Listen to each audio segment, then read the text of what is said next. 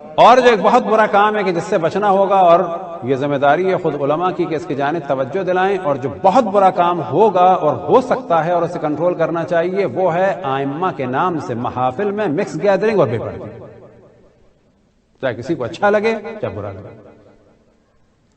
یہ جو سلسلہ اس وقت بالکل انٹرنیشنل لیول پہ ہو رہا ہے کہ مکس گیدرنگ کر دی جاتی ہے رجب کی نظر و نیاز میں، اس سے کہیں زیادہ ثواب ہے کہ ایسا نہ کریں۔ $150 جو ہے وہ انڈیا پاکستان بھیجنے بجائے 2-4 ہزار کی نیاز کر کے محرموں کو سامنے لانا، اس سے زیادہ بڑا گناہ جو ہے وہ کیا ہے؟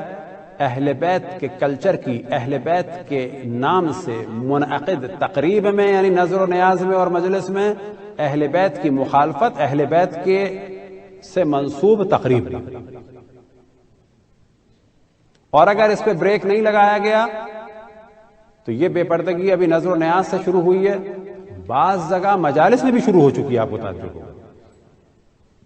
ہاں، اب اگر پردے میں لوگ ہیں، ایک جانب خواتین ہیں ایک جانب مرد ہیں، کوئی کسی کا بے پردگی کا سلسلہ نہیں ہے تو وہ ایک الگ مسئلہ ہے، لیکن اگر زینت و آرائش کے ساتھ محرم نہ محرم، اور سب سے بری چیز کیا کہ تدریجاً کلچر خراب ہو جائے گا۔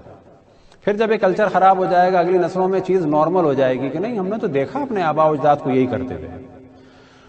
تو اسلام میں سب سے زیادہ تاکید ہے کہ امر بالمعروف کیا جائے، نہی عن المنکر کیا جائے۔ امر بالمعروف اور نہی عن المنکر کے معنی یہی ہیں کہ نیکی کو جاری رکھا جائے اور گناہوں کی مذمت کی جائے، اس کو نارمل نہ ہونے دیا جائے، ٹوکا جائے اسے۔ صلوات پڑھیں بر محمد والے محمد۔